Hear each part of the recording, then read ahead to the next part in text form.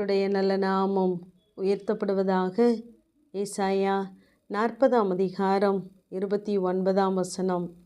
சோர்ந்து போகிறவனுக்கு அவர் பலன் கொடுத்து சத்துவம் இல்லாதவனுக்கு சத்துவத்தை பெருக பண்ணுகிறார் என்று வாசிக்கிறோம். இந்த சோர்வுக்கு தப்பினவர்கள் யாருமே இருக்க முடியாது. ஒவ்வொரு சூழ்நிலையின் நிமித்தமாக நாம் ஒவ்வொருவரும் சோர்ந்து போவதுண்டு. ஆனால் அப்படி நாம் சோர்ந்து போகும் பொழுது நம்முடைய ஆத்மாவிலே பலன் தந்து நம்மை தைரியப்படுத்துகிற தேவன் தம்முடைய வார்த்தையை அனுப்பி நம்மை பலப்படுத்துகிறவராய் இருக்கிறார். சத்துவம் இல்லாதவனுக்கு சத்துவத்தை கொடுப்பதோடு மாத்திரமல்ல, அதை பெருக பண்ணுகிறவராக இருக்கிறார். தன்னால் எல்லாம் முடியும் என்று சொல்லுகிற இளைஞர்கள் கூட இளைப்படைந்து சோர்ந்து போவார்கள். வாலிபரும் இடறி விழுவார்கள். ஆனால் கர்த்தருக்கு காத்திருக்கிறவர்களோ புது பலன் அடைந்து கழுகுகளைப் போல செட்டைகளை அடித்து எழும்புவார்கள். அவர்கள் ஓடினாலும் இளைப்படையார்கள், நடந்தாலும் சோர்ந்து போகார்கள் என்று நாம் வாசிக்கிறோம் தொடர்ந்து.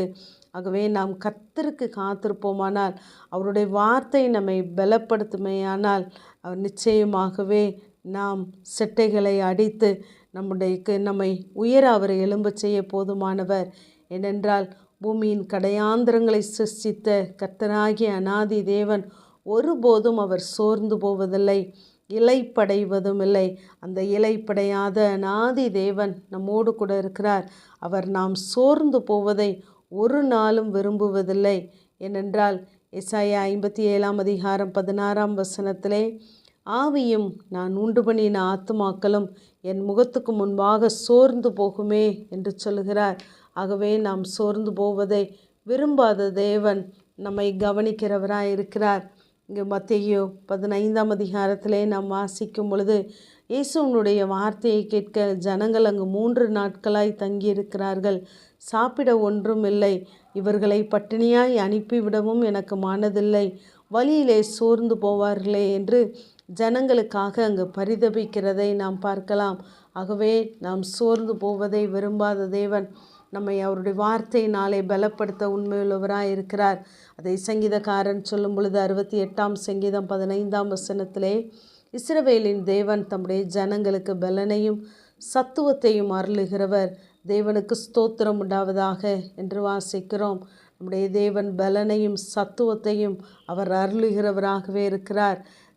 இந்த சோர்வுக்கு எலியா அங்கு தன்னுடைய சூழ்நிலை நிமித்தமாய் சோர்ந்து போகிறான். ஏனென்றால் எசபேலினுடைய ஒரு வார்த்தை அவனை வனாந்தரத்திற்கு கொண்டு சென்றது.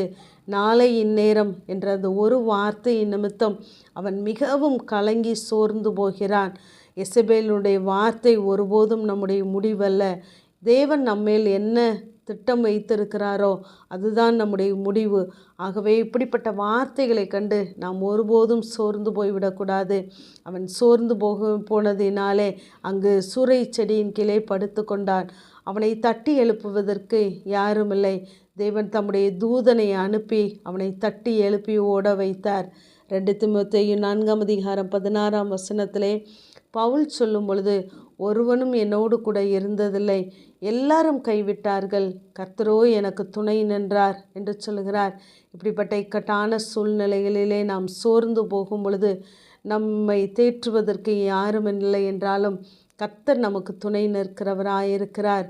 அங்கு தாவீதை கோலியாத்தை யுத்தத்திலே சந்திக்கிறான். ஆனால் இவனை சத்துருக்கள் சூழ்ந்து கொள்ளும் பொழுது இவனை சோர்விலிருந்து விடுவிக்க அங்கு யாரும் இல்லை. ஆகவே அவன் சொல்லுகிறான், நான் படுத்து நித்திரை செய்தேன், விழித்து கொண்டேன், கர்த்தரே என்னை தாங்குகிறார் என்று சொல்லுகிறார். அநேக நேரம் நாம் மனிதர்களுக்கு தேவைப்படலாம்.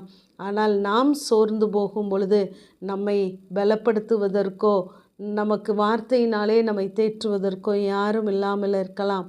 ஆனால் நம்மோடு கூட இருந்து நம்மை தேற்றுகிற தேவன், தம்முடைய வார்த்தையினாலே பலப்படுத்துகிற தேவன் நம்மோடு கூட இருக்கிறவராகவே இருக்கிறார். ஆகவே கர்த்தருடைய வார்த்தைக்கு காத்திருங்கள், தேவன் உங்களை பலப்படுத்துவார். ஆமேன். ஜெபம். பிதாவாகிய தேவனே, குமாரனாகிய இயேசு கிறிஸ்துவின் நாமத்தின் மூலமாய் உம்முடைய சன்னிதானத்தில் வருகிறேன். கர்த்தரிலும் அவருடைய சத்துவத்தின் வல்லமையிலும் பலப்படுங்கள் என்ற வேத வார்த்தையின்படி கர்த்தாவே உம்முடைய வார்த்தையின் மூலமாய் எங்களை ஒவ்வொரு நாளும் நீர் பலப்படுத்தும்படியாய் நடத்தும்படியாய் ஜெபிக்கிறேன். இயேசுவின் மூலம் ஜெபங்க எங்கள் நல்ல பிதாவே. ஆமேன்.